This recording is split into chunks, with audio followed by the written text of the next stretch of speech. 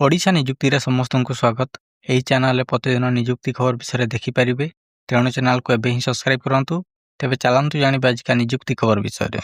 ଦେଖିପାରିବେ ଓଡ଼ିଶା ପଞ୍ଚାୟତ ମୈତ୍ରୀ ରିକ୍ରୁଟମେଣ୍ଟ 2025 ଆସିଯାଇଛି। Organisation name the Bharatiya agro industry foundation ବା BAIF ରହିଛି। Type of job government undertaking ରହିଛି ବା NGO ରହିଛି। ନେମ୍ ଅଫ୍ ଦି ପୋଷ୍ଟ ସୌରଜଗର ମୈତ୍ରୀ ରହିଛି। ଆପ୍ଲିକେସନ୍ ମୋଡ୍ ଅନଲାଇନ୍ ରହିଛି। ଏହା ଅଲ୍ ଓଡ଼ିଶା କ୍ୟାଣ୍ଡିଡେଟ୍ ଆପ୍ଲାଏ କରିପାରିବେ। ପ୍ଲେସ୍ ଅଫ୍ ପୋଷ୍ଟିଂ ଓଡ଼ିଶା ରହିଛି। ଲାଷ୍ଟ ଡେଟ୍ ଆପଡେଟ୍ ସୁନ୍ ରହିଛି। ଜେଣ୍ଡରରେ ବୋଥ୍ ମେଲ୍ ଆଣ୍ଡ ଫିମେଲ୍ ଆବେଦନ କରିପାରିବେ। ଏଜୁକେସନ୍ କ୍ୱାଲିଫିକେସନ୍ ଦେଖିବାକୁ ଗଲେ କେବଳ 10th ପାସ୍ ରହିଛି। ଆପଣ ଯଦି 10th ପାସ୍ କରିଛନ୍ତି ଏହା ଆବେଦନ କରିପାରିବେ। ଏଜ୍ ଲିମିଟ୍ ଦେଖିବାକୁ ଗଲେ ମିନିମମ୍ ଏଜ୍ 18 ବର୍ଷ ରହିଛି। ମ୍ୟାକ୍ସିମମ୍ ଏଜ୍ 38 ବର୍ଷ ରହିଛି।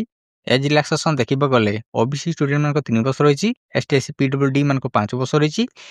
ଏକ୍ସ ସର୍ଭିସମ୍ୟାନ୍ ମାନଙ୍କ 5 ବର୍ଷ ରହିଛି। PWD ପ୍ଲସ୍ SC ମାନଙ୍କ 15 ବର୍ଷ ରହିଛି। ସାଲାରୀ ଦେଖିବାକୁ ଗଲେ 20,000 ପର୍ ମନ୍ଥ ରହିଛି। ସିଲେକ୍ସନ୍ ପ୍ରୋସେସ୍ ଦେଖିବାକୁ ଗଲେ ଇଣ୍ଟରଭ୍ୟୁ ରହିଛି। ଡକୁମେଣ୍ଟ ଭେରିଫିକେସନ୍ ରହିଛି। ଆପ୍ଲିକେସନ୍ ଫି ଦେଖିବାକୁ ଗଲେ ଜେନେରାଲ ମାନଙ୍କର ଫି ରହିଛି। EWS ମାନଙ୍କର ଫି ରହିଛି। OBC ମାନଙ୍କର ଫି ରହିଛି ଏବଂ ଫିମେଲ ମାନଙ୍କର ଫି ରହିଛି। SC ST ମାନଙ୍କର ମଧ୍ୟ ଫ୍ରି ରହିଛି। ଡକୁମେଣ୍ଟ ଦେଖିବାକୁ ଗଲେ ସମସ୍ତ କ୍ୱାଲିଫିକେସନ୍ ସାର୍ଟିଫିକେଟ୍ ରହିଛି। 2 recent colour passport size photo ରହିଛି। କାଷ୍ଟ ସାର୍ଟିଫିକେଟ୍ ରହିଛି। ଇପେନି ଏକ୍ସପିରିଏନ୍ସ ସାର୍ଟିଫିକେଟ୍ ରହିଛି ଏବଂ ରେସିଡେଣ୍ଟ ସାର୍ଟିଫିକେଟ୍ ରହିଛି। Apply start date already start ହେଇଯାଇଛି। ଆପ୍ଲାଏ ଲାଷ୍ଟ ଡେଟ୍ ଆଭେଲେବଲ୍ ସୁନ୍ ରହିଛି। ଯେଉଁମାନେ ଏହି ପୋଷ୍ଟରେ ଇଣ୍ଟରେଷ୍ଟେଡ୍ ଅଛନ୍ତି BAIF odisha.org ସାଇଟ୍ରେ ଆବେଦନ କରିପାରିବେ।